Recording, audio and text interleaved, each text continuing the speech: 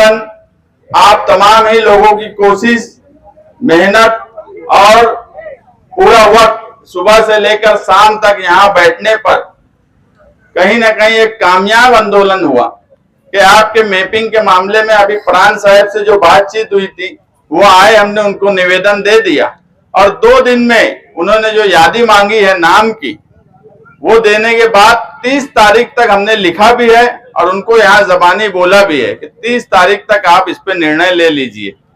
अगर 30 तारीख तक वो 30 जुलाई तक कोई फैसला नहीं किए मैपिंग वालों के हक में तो आगे के रास्ते हमारे लिए खुले हैं।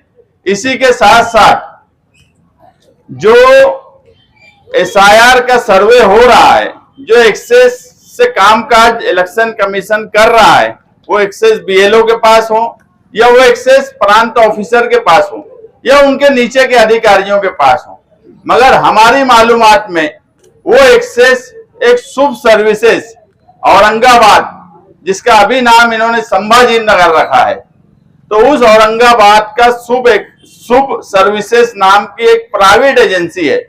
वो एजेंसी पूरे कामकाज, वो ऐप उन्होंने बनाया है और इलेक्शन कमीशन के कुछ लोगों का एक्सेस उनसे कनेक्ट है। तो मतलब बोलने का कि वो देख रहे हैं कि कौन सी मैपिंग हो रही है, कौन सी मैपिंग नहीं हो रही है, कितनी मैपिंग हो रही है, कितने लोगों की हो रही है। ये गैर कानूनी अमल है और अगर 17 अगस्त को जो ड्राफ्ट रूल आउट होने वाला है उसमें किसी ने भी अधिकारी ने कोई गलती की या जानबूझकर गलती की तो हम उसके ऊपर कानूनी कार्रवाई करेंगे। एक भी फॉर्म बिला वजह रिजेक्ट किया गया तो उसके ऊपर कानूनी कार्रवाई करेंगे।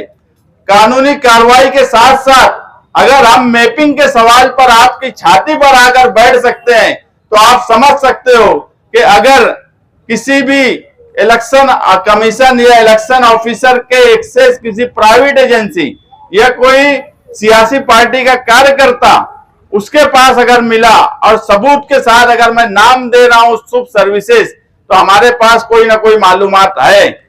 फौरन प्रांत ऑफिसर, निवडणूक अधिकारी, इलेक्शन कमीशन ऑफ महाराष्ट्र, इन्होंने फौरन इसकी जांच करना चाहिए और जो बात बोली जा रही है इसकी जांच करके SIR की पूरी मुहिम, पूरा सर्वे साफ और शफाफ तरीके से होना चाहिए। नहीं तो हम हर हाल में कानूनी कार्रवाई करेंगे।